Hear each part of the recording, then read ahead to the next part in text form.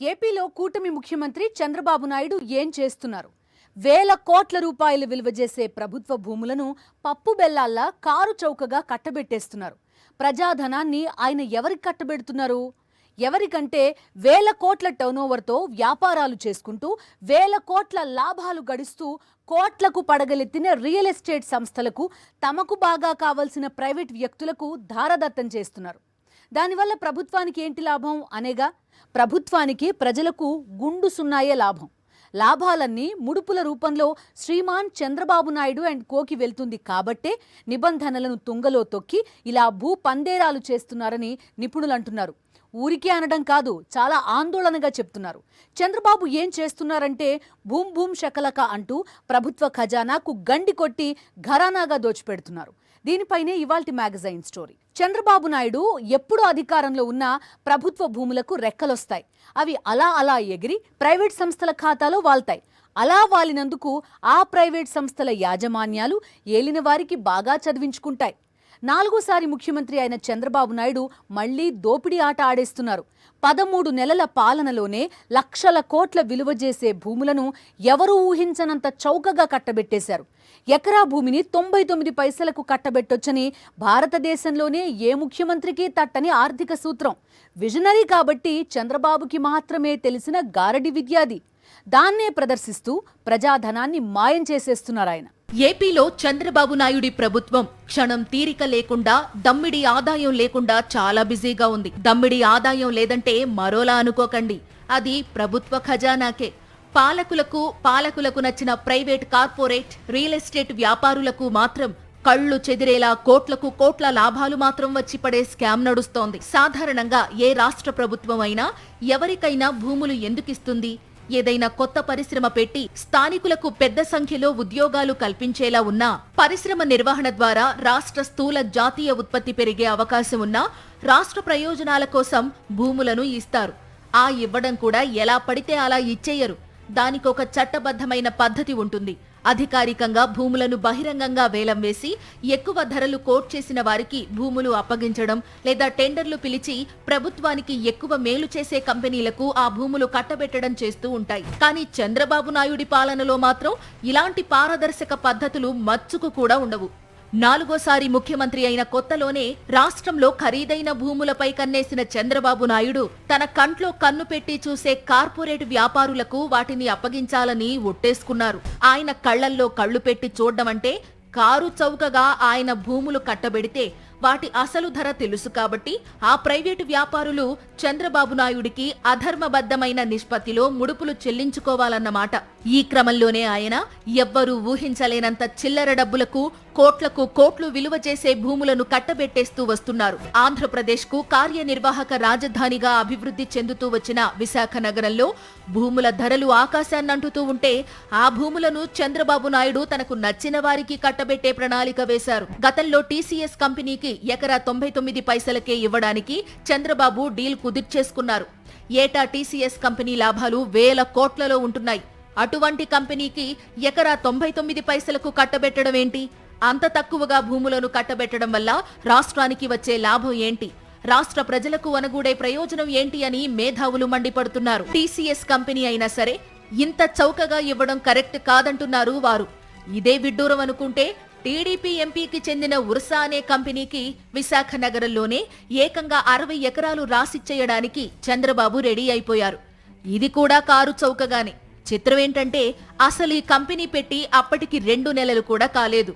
ఆ company turnover ఏంటో ఆ కంపెనీ యాజమాన్యానికే తెలీదు. ఎలాంటి ట్రాక్ రికార్డు లేదు. అటువంటి డొల్ల కంపెనీకి వేల కోట్ల విలువ చేసే భూములు కట్టబెట్టడం ఏంటి అని విపక్షాలు నిలదీస్తున్నాయి. ఏదో సంవత్సరం క్రితం టీసీఎస్ వస్తుందని, ఒక 6 నెలల క్రితం టీసీఎస్ కి 99 పైసలకి ఒక 20 ఎకరాలు కట్టబెట్టారు.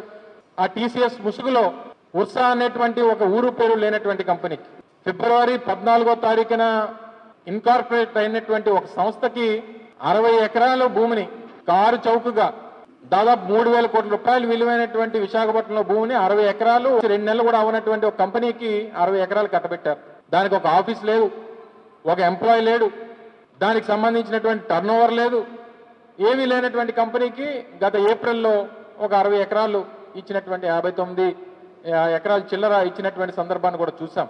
చంద్రబాబు నాయుడు 2014లో ముఖ్యమంత్రి అయినప్పుడు కూడా విశాఖలో ఖరీదైన భూములను ప్రైవేట్ షాపింగ్ మాల్కు దోచిపెట్టేయడానికి స్కెచ్ గీశారు.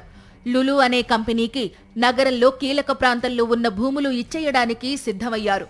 అయితే వాణిజ్య సంస్థ అయిన లులుకు ప్రభుత్వ భూములు అలా దోచిపెట్టడం కరెక్ట్ కాదని చంద్రబాబు తరువాత అధికారంలోకి వచ్చిన జగన్మోహన్ రెడ్డి ప్రభుత్వం భావించింది. లులు నుంచి ముందస్తుగానే ముడుపులు తీసుకున్నారో లేక ముడుపులకు అగ్రిమెంట్ చేసుకున్నారో తెలియదు కానీ చంద్రబాబు నాయుడు అనుకో గత ఎన్నికల ప్రచారంలో లులు వంటి గొప్ప కంపెనీ రాకుండా అడ్డుకున్నారంటూ జగన్మోహన్ రెడ్డిపై బురద జల్లారు. ఆ ఎన్నికల్లో గెలవడంతోనే లులు కంపెనీకి తిరిగి వారు కోరిన చోటనే భూములు ఇచ్చేయాలని డిసైడ్ అయ్యారు. ఈసారి విశాఖతో పాటు విజయవాడలోనూ అత్యంత విలువైన భూములను లులుకు కేటాయించేశారు. విశాఖలో అయితే లులుకు భూములు కేటాయించినందుకు గాను ఏడాదికి చదరపు అడుగుకు ₹1.5 చొప్పున లులు కంపెనీ ప్రభుత్వానికి అద్దె చెల్లిస్తుంది. ఇక్కడ మార్కెట్ ధర చదరపు అడుగుకు ₹50 దాకా ఉంటే ₹1.5 ఇవ్వడం ఏంటి? ప్రభుత్వం ఇచ్చిన భూమి లులు షాపింగ్ మాల్ నిర్మించి వాటిని కిరాయికి ఇస్తే ఏటా 1000 కోట్ల ఆదాయం వస్తుందని వారి డిపిఆర్లోనే అంచనాలు చూపించారు. అటువంటి లులుకు విశాఖలోనూ విజయవాడలోనూ భూములు ఇవ్వడం అంటే తిరుగులేని అవినీతికి ఎదురులేని నిదర్శనమే అంటున్నారు విశ్లేషకులు. విపక్ష నేతలే కాదు, కూటమి నేతల్లోనూ ఈ పందేరంపై విమర్శలు వ్యక్తమవుతున్నాయి. లులు అనేటటువంటి సంస్థకి 13 ఎకరాల 74 సెంట్లు స్థలం. అక్కడ మార్కెట్ విలువ ఎంత ఉందో తెలుసా అండి? గజం 30,000. రిజిస్ట్రార్ ఆఫీసులో విలువ కూడా ఎకరం దాదాపు 15 కోట్లు బాబు. అటువంటి భూమిని కారు చౌకగా కట్టబెట్టేయటమే కాదు, అది సిఆర్జెడ్ పరిధిలో ఉంది, కోస్టల్ రెగ్యులేటరీ జోన్ పరిధిలో ఉంది. దాంట్లో నిర్మాణాలు చేయటానికి వీల్లేదు. ఇదివరకే ఎప్పుడోనే ఇచ్చారు, తర్వాత ఒకసారి జగన్ క్యాన్సిల్ చేశాడు, మళ్ళీ కూటమి ప్రభుత్వం కూడా ఈరోజు కొత్తగా మళ్ళీ కట్టబెట్టేసింది. అక్కడే కాదు, మన బెదవాడలో ఆర్టీసీ బస్టాండ్లో 4 ఎకరాలు 17 సెంట్లు ఇస్తానికి అసలు ఎట్లా ఇస్తున్నారు? ఏమనుకుంటున్నావు చంద్రబాబు నాయుడు గారు? ఇది నీ ఇష్టం అనుకుంటున్నావా? ఇది నీ ఇష్టారాజ్యంగా ఉందా? చాలా పొరపాటు చేస్తున్నావు. అబుదాబి కేంద్రంగా ఉన్న లులు మాల్కు ఆర్కే బీచ్ ఎదురుగా ఉన్న అత్యంత విలువైన భూముల్లో 13.74 ఎకరాలు రాసిచ్చేస్తున్నారు చంద్రబాబు. ఇలా భూములు ఇచ్చేయడానికి టెండర్లు పిలవలేదు, వేలం వేయలేదు. లులు వాళ్లు అడిగారు, బాబుగారు ఇచ్చేశారు. వారు చిల్లర పైసలకు ఇమ్మన్నారు, బాబుగారు సరే అన్నారు. ఈ ఉదార పందేరం ఖరీదు ఎంత అంటే మాత్రం లులు అయినా చెప్పాలి, చంద్రబాబు అయినా చెప్పాలి. చంద్రబాబుకు నిజం చెప్పకూడదన్న శాపం ఉంది కాబట్టి లులు వారు చెప్పరు కాబట్టి ఇది సీక్రెట్ గానే ఉండిపోతుందని నిపుణులు అంటున్నారు. చంద్రబాబు నాయుడు భూ దోపిడీపై మేధావులు మండిపడుతున్నారు. చివరికి ఆయన సొంత పార్టీ సీనియర్ నేత మాజీ మంత్రి వడ్డే శోభనాద్రీశ్వరరావే చంద్రబాబు నాయుడిపై నిప్పులు చెరుగుతున్నారు. ప్రజల ఆస్తి అయిన ప్రభుత్వ భూమిని కారు చౌకగా కట్టబెట్టేయడానికి అవేమన్నా మీ తాతగారి సొమ్మా అని వడ్డే ఆగ్రహం వ్యక్తం చేస్తున్నారు. అత్త సొమ్ము అల్లుడిదానం చేసినట్టు చంద్రబాబు నాయుడు ప్రజల సొమ్ముకు ధర్మకర్తగా ఉండాల్సింది పోయి భూ కుంభకోణాలకు పాల్పడ్డం క్షమించరాని నేరమే అంటున్నారు ఆయన. దీనిపై రాష్ట్ర వ్యాప్తంగా మహోద్యమం నిర్మిస్తామని ఆయన అల్టిమేటం జారీ చేశారు. పిల్లి కళ్ళు మూసుకుని పాలు తాగుతూ తననెవరూ చూడలేదనుకుంటుంది. చంద్రబాబు నాయుడు కూడా అలానే చేస్తున్నారు. తాజాగా ఆయన మంత్రివర్గ సమావేశంలో విశాఖలో 3,000 కోట్ల రూపాయల విలువ చేసే భూములను చిల్లర మొత్తానికి కట్టబెట్టేసేందుకు ఆమోదముద్ర వేశారు. అయితే ఈ భూములు ఎవరికి కట్టబెట్టాలనుకున్నారో తెలిస్తే ఆశ్చర్యం వేయక మానదు. ఐటీ కంపెనీలకు భూములు ఇస్తే సరే, ఆ కంపెనీలు వేల సంఖ్యలో ఉద్యోగాలు ఇస్తాయేమోలే అనుకోవచ్చు. పరిశ్రమలకు ఇచ్చినా అలాగే భావించవచ్చు. కానీ చంద్రబాబు నాయుడు ఐటీ కంపెనీల ముసుగులో ఈ భూములను రియల్ ఎస్టేట్ కంపెనీలకు దారాదత్తం చేయడానికి నిర్ణయించారు. ఇదే ఇప్పుడు దుమారు రేపుతోంది. దేశంలోనే ప్రతిష్టాత్మకమైన సత్వా, తెలంగాణలో ప్రసిద్ధి చెందిన కపిల్ గ్రూప్, ఏఎన్ఎస్ఆర్ వంటి రియల్ ఎస్టేట్ కంపెనీలకు ఈ భూములు దోచిపెట్టడానికి బాబు ప్రభుత్వం రెడీ అవ్వడమే విమర్శలకు దారితీస్తోంది.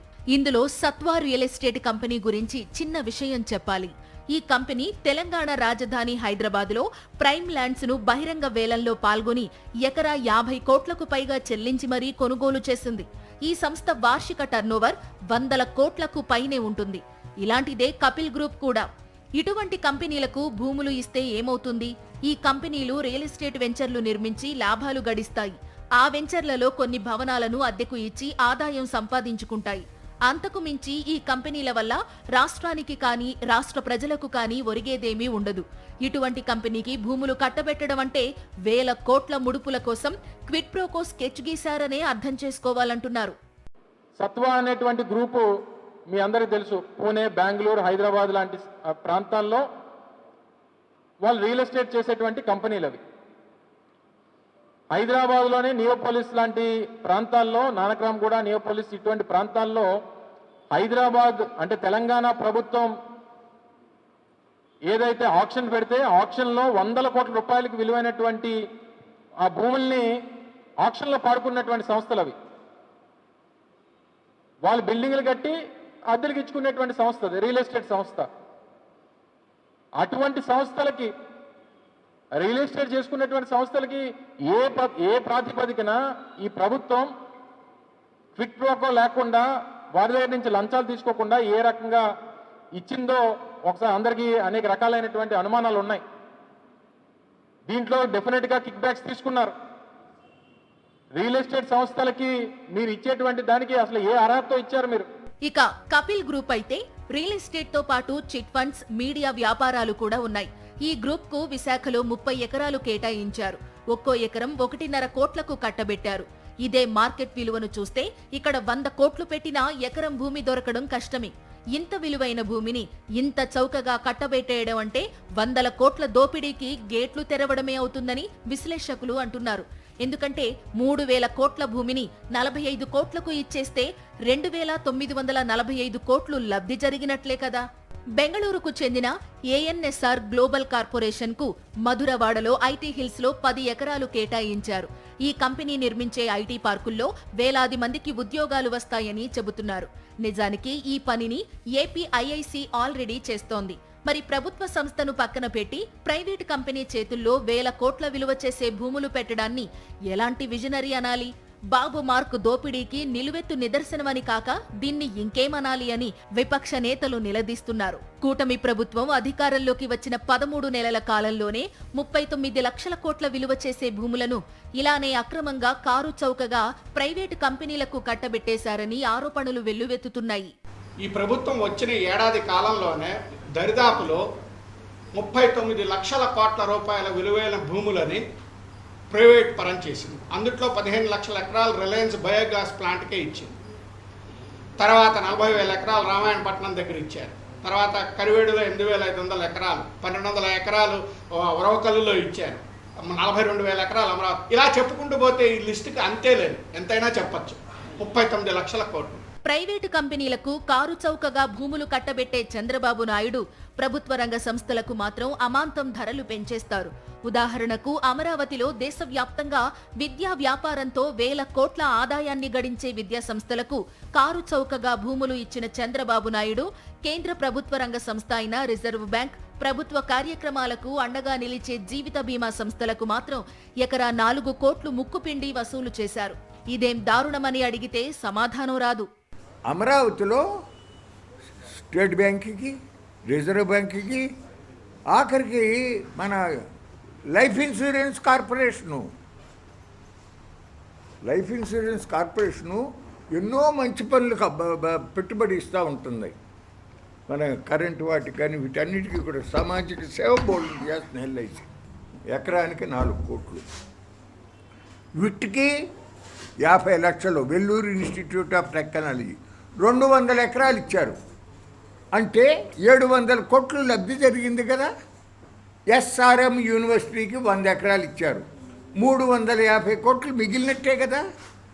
ఆ 2 సంవత్సరాల్లో అమరావతిలో భూములు ఇచ్చిన రైతుల పిల్లలు అందులో జరాలి అంటే తచమావాడు ఎంత కడుతున్నాడో నువ్వు అంతే కట్టన్నారు.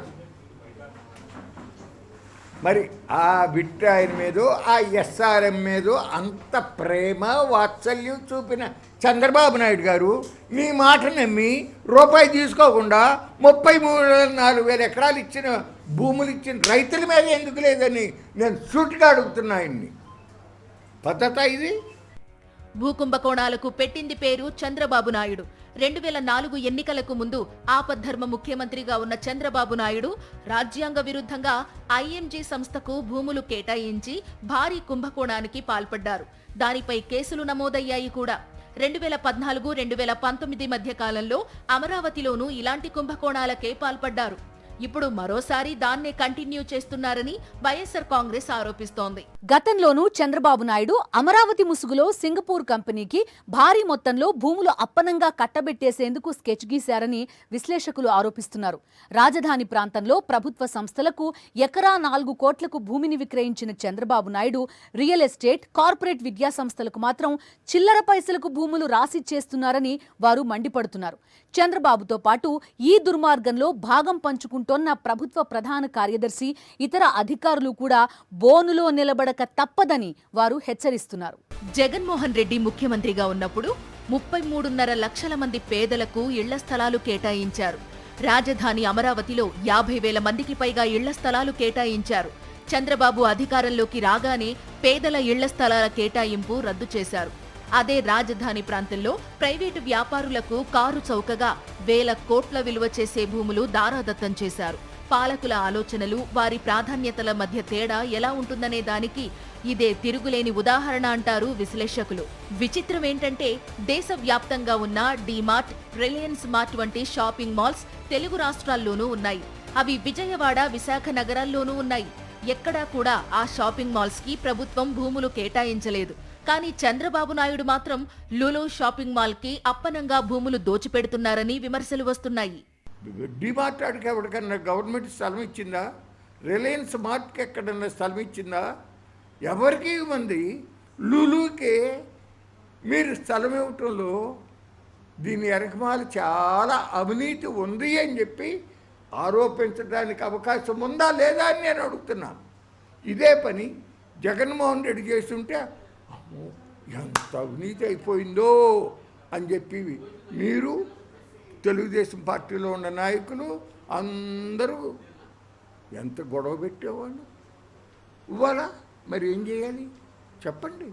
చంద్రబాబు నాయుడి హయాంలో పరిశ్రమల పేరు చెప్పి, రాజధాని పేరు చెప్పి గుంజుకున్న భూముల్లో ఎక్కువ భూములు ఎస్సీ, ఎస్టీ, బీసీ వంటి బడుగు వర్గాలవే అంటున్నారు విశ్లేషకులు. భూములు కోల్పోయిన నిర్వాసితులకు మాత్రం న్యాయం చేయడం లేదని వారంటున్నారు. ఇప్పుడు పరిస్థితి ఎలా అయిందంటే నిర్వాసితులు అనేవాళ్ళు వీళ్ళ భూములు చాలా భాగం 80% ఎస్సీ, ఎస్టీ, బీసీ భూములే ఉంటుంది. ఇలాగే కొన్ని రోజులు జరిగితే ఎస్సీ, ఎస్టీ, బీసీ కులాలు పోయి నిర్వాసితులనే ఒకే ఒక కులం మిగులుతుంది. వీళ్ళందరూ దానిలోకి వెళ్ళిపోయేటట్టున్నారు. వీళ్ళు ఈ భూ సమీకరణ చేసేస్తే నిజంగా ఉద్యోగ రూపకల్పన జరుగుతోందా? లేదు. అన్ని కాగితాల మీదే చూపిస్తున్నారు. అసలు లులు కంపెనీకి చంద్రబాబు నాయుడికి మధ్య ఉన్న అనుబంధం ఏంటో, దాని వెనుక ఉన్న మతలబు ఏమిటో, దాని మాటున దాగిన కుంభకోణం ఏంటో ప్రజలకు తెలియాలంటున్నారు సీనియర్ జర్నలిస్ట్ తిలక్. ఎంత అడ్డగోలుగా భూముల కేటాయింపు జరుగుతోందంటే, విజయవాడలో నడిబొడ్డున ఉన్నటువంటి పాత బస్టాండ్ స్థలాన్ని లూలు గ్రూప్కి ఇవ్వటం అంటే ఇంతకంటే హాస్యాస్పదం మరొకటి ఉండదు. లూలు గ్రూప్ పెట్టేది ఒక షాపింగ్ మాల్. విజయవాడలో చాలా మాల్స్ ఉన్నాయి. ప్రత్యేకంగా ఈ మాల్ను తీసుకొచ్చి 4.5 ఎకరాల్లో పెట్టాల్సిన అవసరం వచ్చింది. దానికి ప్రభుత్వం భూమి ఇవ్వాల్సిన అవసరం ఉంది. విజయవాడలో ఉన్న ఏ మాల్ కూడా వాళ్ళు భూములు లీజు తీసుకోవటమో కొనుగోలు చేయడమో జరిగింది తప్ప ప్రభుత్వం దగ్గర తీసుకోలేదు. మరి ఈ ఒక్క గ్రూప్కి మాత్రం ప్రభుత్వం భూమి కేటాయించవలసిన అవసరం వచ్చింది. 2014 ఎన్నికల్లో బాహాటంగా పొత్తు పెట్టుకున్నాయి టీడీపీ, జనసేన. 2019 ఎన్నికల్లో లోపాయికారి అవగాహన కుదుర్చుకుని వేర్వేరుగా పోటీ చేసి విడివిడిగా ఉన్నట్లు నటించాయి. 2024లో తిరిగి పొత్తు బంధాన్ని పెనవేసుకున్నాయి.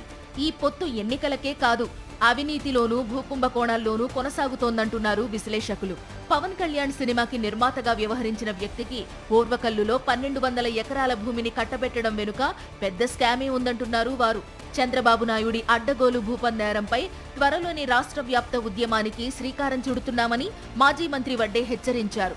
అన్ని రాజకీయ పార్టీలు, ప్రజా సంఘాలతో కలిసి ఉద్యమాన్ని ముందుకు తీసుకెళ్తామని ఆయన అంటున్నారు. ఇది ఇవాల్టి మ్యాగజైన్ స్టోరీ. మరో ఇంట్రెస్టింగ్ టాపిక్ తో మళ్ళీ కలుద్దాం. అంతవరకు స్టే విత్ us.